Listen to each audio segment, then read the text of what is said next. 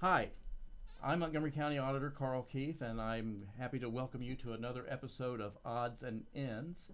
Auds and Ends is a program produced by the Montgomery County Auditor's Office where we talk with fascinating people from our community who are doing great work and doing marvelous things, and learn. It's an opportunity for us to learn more about them, and also an opportunity for us to learn more about the programs and issues that they are dealing with in their everyday lives. And so today I'm very happy to welcome to the program Paul Bradley as my guest. So Paul, thank you. Welcome. Absolutely. Welcome Happy to to the be here. program and for joining us today. Paul is the executive director of the Montgomery County Land Bank. So we want to talk about the land bank Sure. today and what the land bank's doing and what it's some of your long-term plans. But before we do that, Yeah. we want to talk about you Okay. and some of your history. So now I've known Paul a long time. It's not been too long because Paul's not that old. Well, pretty long. Yeah, Okay.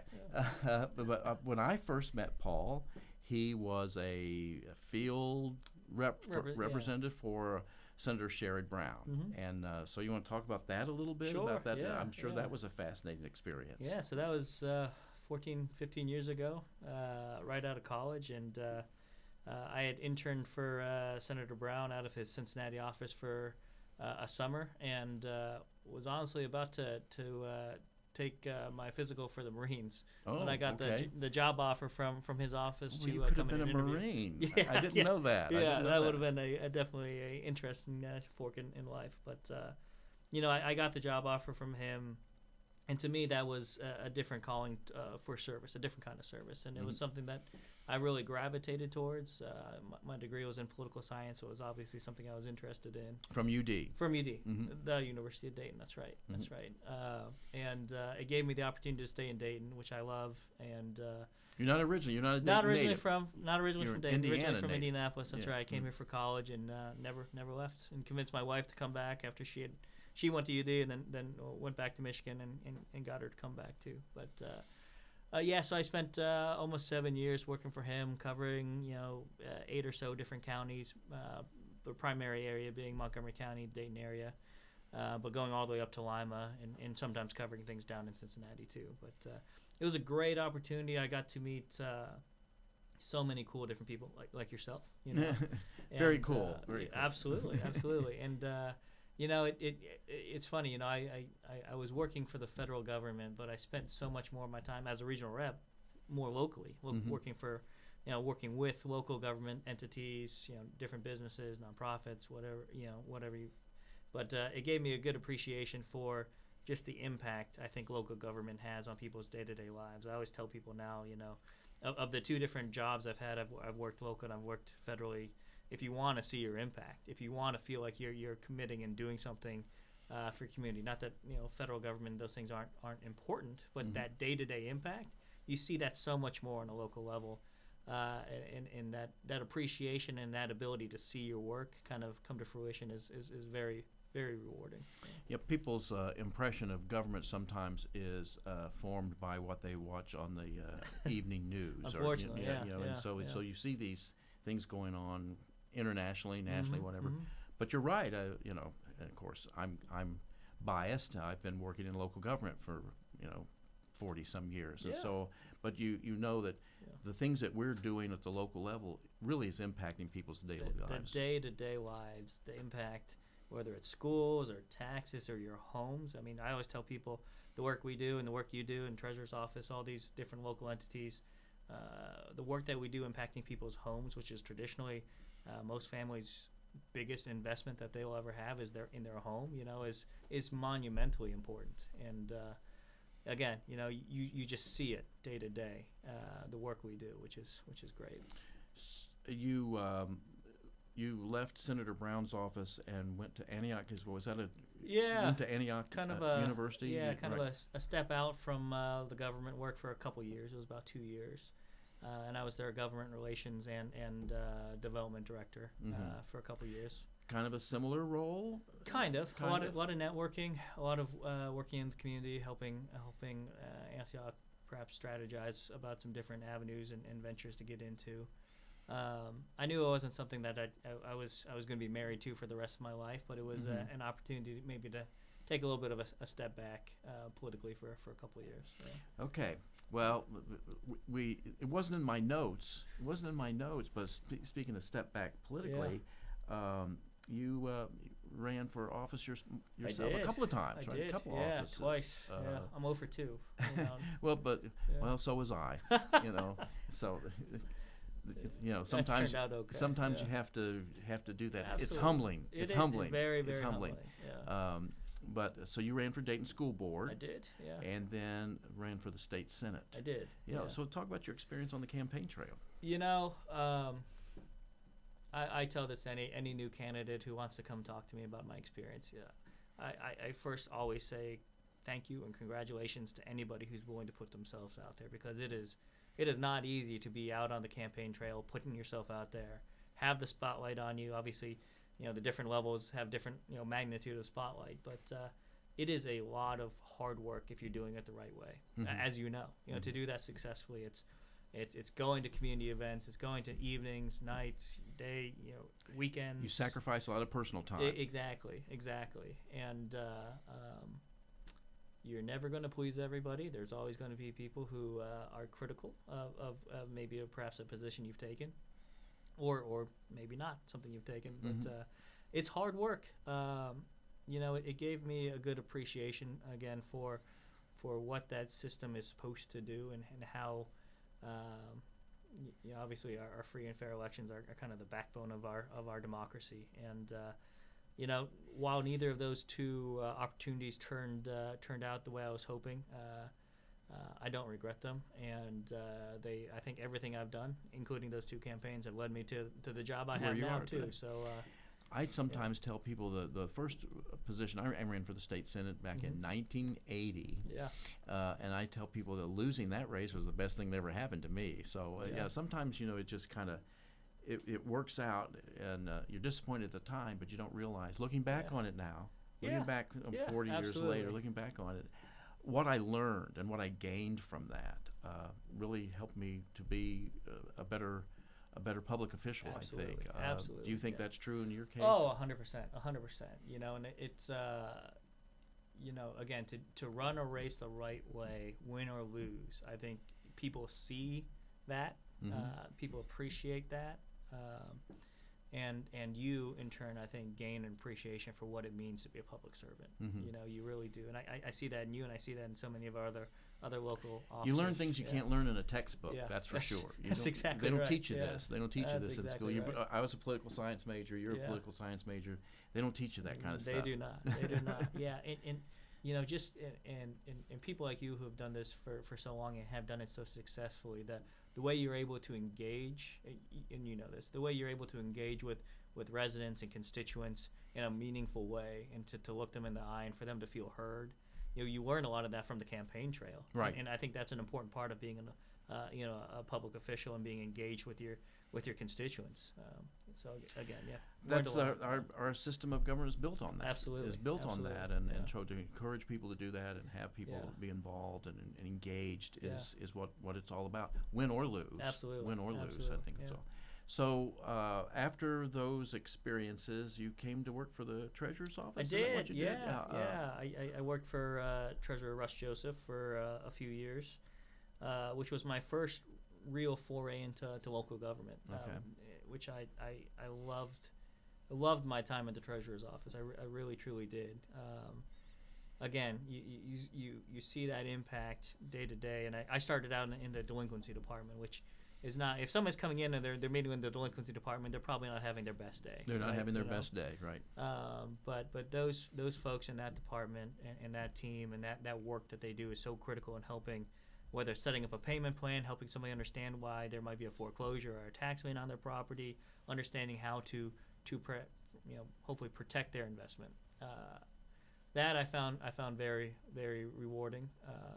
Again, it's everyone from little old ladies who don't really understand at all what's going on to perhaps somebody who's a big time local investor who owns a dozen properties and is trying to figure out maybe a couple of them he missed the tax bills on and is trying to figure out how to pay those off. But great opportunity. Again, I was able to learn more about local government through that, make a lot of great friends and connections and appreciation. It's one of the reasons why I became more exposed to the land bank work.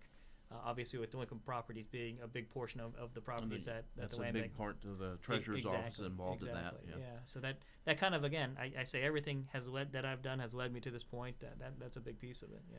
You and I, share that experience because I started out at the county working in the treasurer's office, and I always tell people, you said you enjoyed that. It was a good experience for you. I always tell people how much I enjoyed it.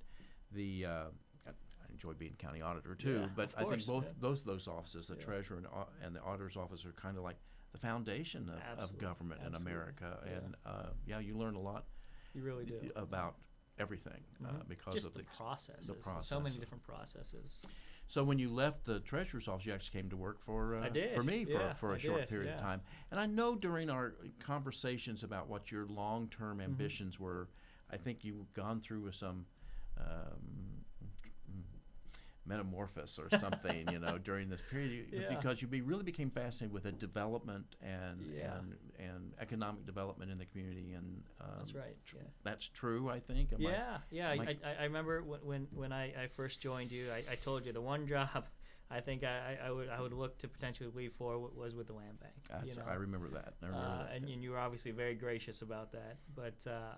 I was exposed to that world more and more through my work in the treasurer's office and in your office, and the land bank and the work that we do there is to me is supposed to be transformational, and it gets to touch on a lot of different development projects, a lot of different development ideas, and it allows me and my staff the opportunity to work on impactful projects. A lot of times we're not leading the project. A lot of times we're a piece of a project, part of a team, and that to me is just really rewarding work. So when we talk land bank, it's not like a bank where you're cashing checks or things like that. Yeah, we get that sometimes. People call us and say, "Can we get some money from the bank?" That's not typically how we work. A lot of this grew out of our experience from the housing crisis and the Great Recession, and those things hit the Dayton community particularly hard. That's right. As it did most of Ohio and a large part of the country, left us with thousands of vacant and abandoned properties that had been foreclosed. Right. At one point, Dayton led the nation in the number of foreclosures, unfortunately. So the work of the land bank kind of grew out of that. That's right. Yeah. And Montgomery County has kind of been a leader from day one because of that. Yeah, and you were there, and obviously Carolyn Rice, as the treasurer at the time, kind of helped spur the push this county to develop a land bank. And I always tell people, land banks, when they ask what do land banks do, and I always tell people, we in the arc of history are a very relatively new development tool. We've been around for a little over 10 years here, and in the state, maybe add on another 5 after that. Cuyahoga being the first. Cuyahoga being the first, right? But I always say, our set of tools and our opportunities and our abilities are kind of ever evolving. Every year we see, some changes or tweaks to the Ohio Revised Code that maybe help clarify or amend our authorities and our abilities, and we see the state legislature. As they're crafting legislation, oftentimes they are now looking at land banks as one of the potential entities to help support that work, whether it's housing, demolition, brownfields, all these different type of things that we're involved with now. So it's in that sense it's really cool, and it's really interesting work, because every day, every year, every funding opportunity. I always tell our folks, we have to be adaptable. We have to be ready for what that next challenge is and what that next opportunity is. Again, being involved in the property values and seeing the impact of the housing crisis and what that meant. This recently we've talked about. There's areas of town where areas in the state where their values have gone up 40%, and then a lot of, caused a lot of pain and Absolutely. agony. Yeah. But I remember going through periods of time when values went down 40%. Sure. Yeah. And I'd rather see them go up than go down. I thought that was a very painful part of our history, because that really brought everybody's these abandonment and the foreclosure really brought everybody's value down. It really does. And we've seen neighborhoods, especially in the city of Dayton and in other places too, where values were getting so low, and vacant properties and blight were just pulling everything down, and residents who have lived there for 30, 40 years, homeowners, seniors who might have wanted to pull some equity out of their house, it wasn't there. If they needed to get a new roof, or perhaps add a ramp to the house because they're aging, they didn't have those opportunities anymore in houses that were supposed to be a big piece of their retirement and their investment and their legacy. Their wealth. Exactly. Their wealth. Exactly. And so those are some of the neighborhoods that we do a lot of our work in, and see some significant success. So we oftentimes are working into those neighborhoods where a house in this part of Dayton could be the exact same structure as a house in a different community, and the values per square foot are a quarter of what they are. Impacted by a wide variety of factors, Exactly. but some of the blight and vacant properties in communities certainly has an impact. Yeah. Certainly has an impact, and so early on, one of the main emphasis of the land bank was demolition, getting money available and taking some of these properties down was a big part, but kind of not so much anymore. I think it'll always be a part of the portfolio. I think with the creation of land banks in Ohio in particular around that 2008 time period, a lot of it was a response to demolition funding that was becoming available. So, maybe 90% of your workload was starting off the bat was just demolition. It's probably normalized a little bit more, but it's still a portfolio. The Ohio Department of Development still has grant funding opportunities every year, that at least the last few years, that we've applied for demolition funding. We work with our local jurisdictions on targeting blight that needs to be removed, that can be impactful by removing it, areas that we are hopeful that new investment can come in or is planned to come in. But it is a part of our portfolio instead of the whole pie now. I mean, we're doing so much more on the residential rehab and starting now new construction side, and have really branched into brownfield remediation and commercial redevelopment, all these different pieces that the land banks can play a kind of a unique role in. Yeah. Some people will, always a certain amount of controversy in anything Absolutely. we do, right? Absolutely. And so some people, I think initially, there were local realtors that were concerned that we were competing with the land bank was competing with private industry. And so there was always some pushback there. People who, see some of these historic properties, and we talk about demolition. Well, why don't we save these? Why don't we? There's a homelessness problem in our community. But there's a response to all that, right? I hear that all the time, and the kind of tongue-in-cheek response is, if there, and I've heard this from people, if there's a brick in the field, you could rehab that, right? But at what cost, right? And so that cost-benefit analysis is something that we always have to engage in and kind of weigh. We certainly, anytime that we can save a property and rehab it, that is by far the better outcome than demoing. Unfortunately, some of these properties have been vacant and abandoned so long, gone through so many, winter cycles, roofs collapse, water damage. Just should we spend $200,000 on saving a 1,000 square foot house versus perhaps subsidizing the creation or rehab of 4 new houses? That's always going to be something that we have to weigh. And obviously, if there's areas that are more strategic for investment, if there's funding sources that can help supplement that, like the work we're doing with the city of Dayton, so using some of their ARPA funds to supplement some of our rehab costs, to perhaps take some of those properties that would have been cost prohibitive otherwise and rehab them instead of demolish them. We certainly always are looking at doing that as well. The land bank involved with the arcade project a little bit? Slightly, bit. Yeah. There's always on some of those larger deals, sometimes it's beneficial for the land bank to take ownership temporarily through the development phase. But that was one of those projects where people say, well, maybe we should just take that down. Yeah. But even some of that Yeah. was cost prohibitive, and it's Yeah. worked out. It really has. It's I mean, worked out. I love. I mean, it's the place Boston Soakers closed. It's the place I go for coffee all the time now for meetings. You run into everyone there, but it's such a gorgeous, iconic facility, and to the credit of the city, they stepped up and put a lot of funds into to secure and renovate that, and A lot of different partners. yeah, a lot of different the capital partners. stack on that one is so complex, and it took the right partnership, the right timing, the right opportunities. University of Dayton Exactly. stepped up too, a and lot of great partners. yeah. But those are the type of things that's a project where that's a success story. Absolutely. And absolutely. so you yeah. try to win those where you can. You really do. Yeah. So people can donate the properties to the land bank. They can. How do you yeah, acquire so, property? So, what do you go through yeah. in order to acquire properties? Yeah, so acquisition is kind of the lifeblood of all we do. If we can't acquire properties, we can't.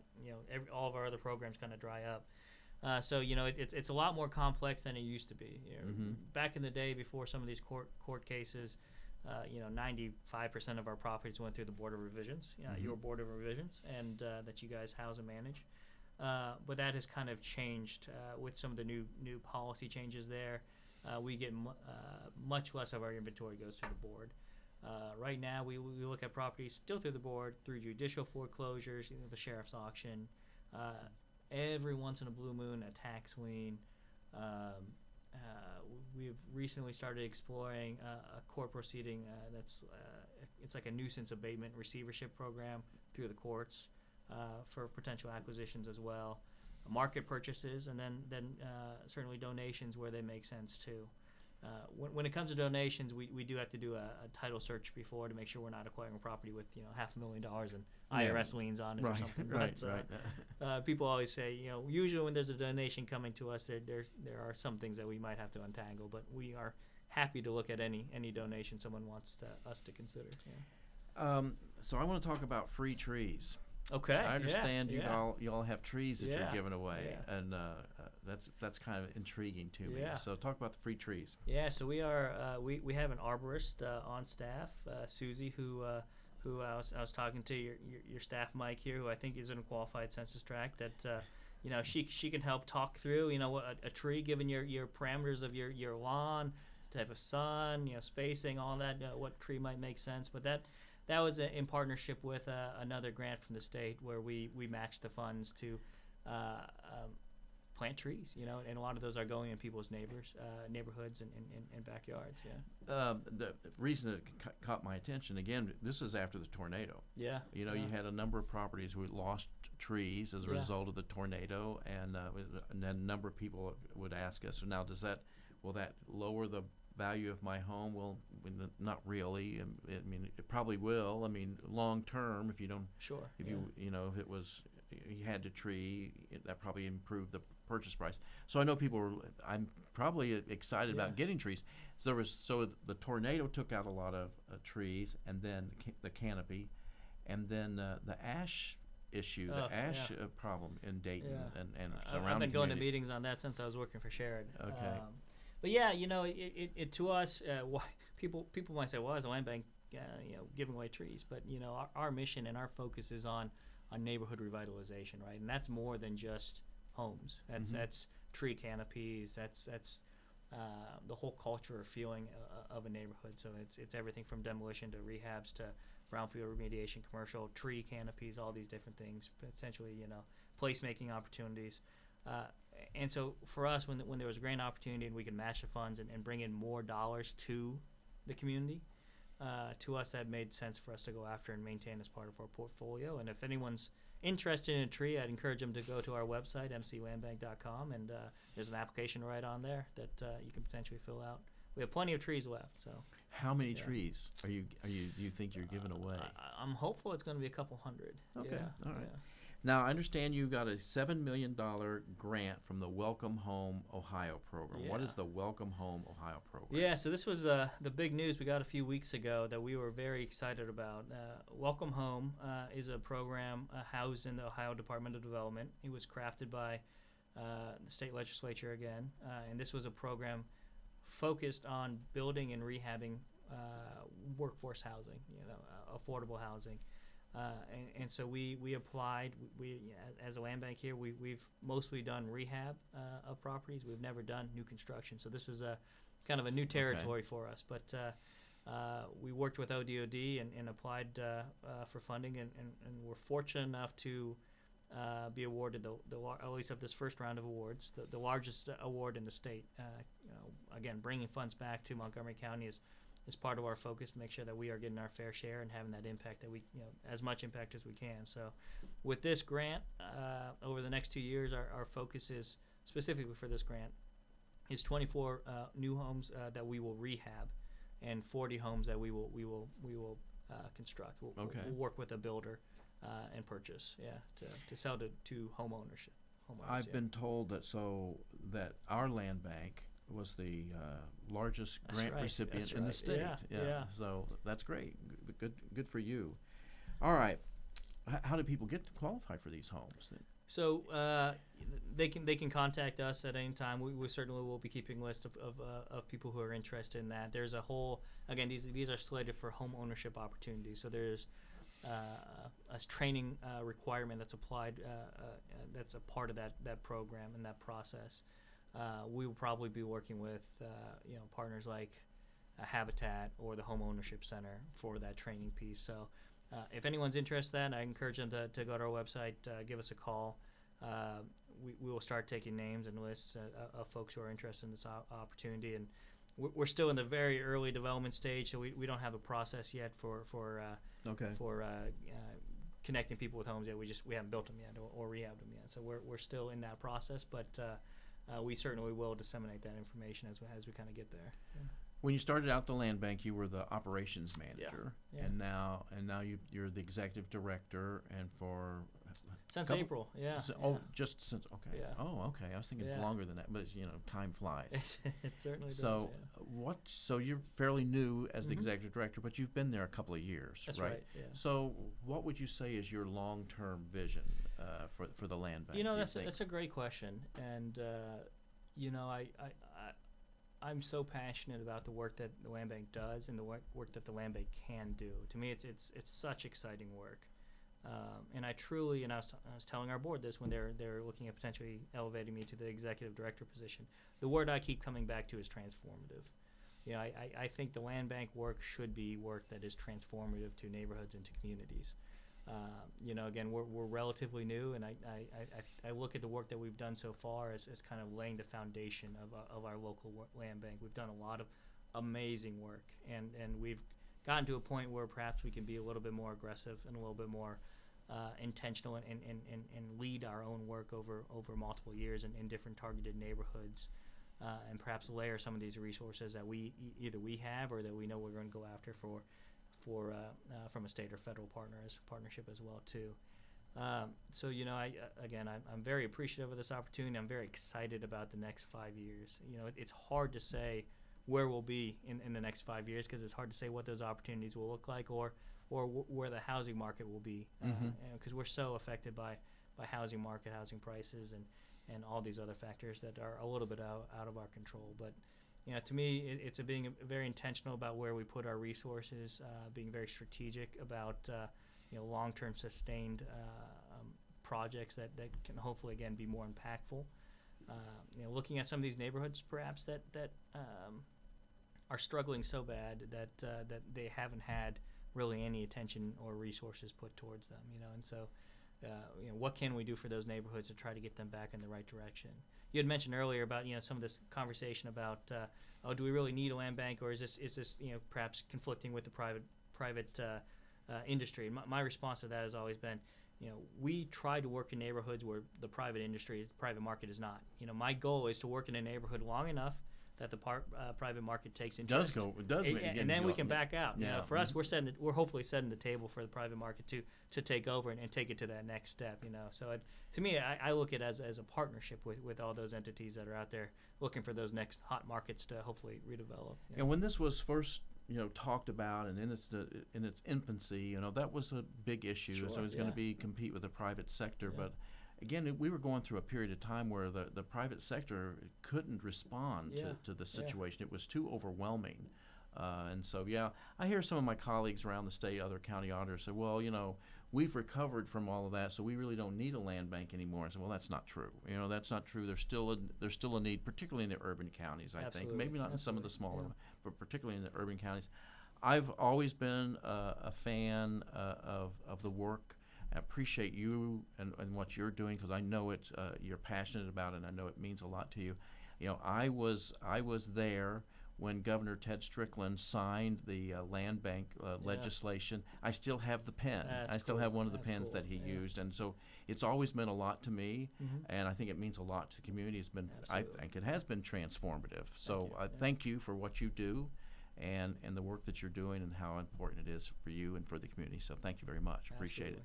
Glad to have you on the program today, so people can learn a little bit more about it. You bet. It's a pleasure.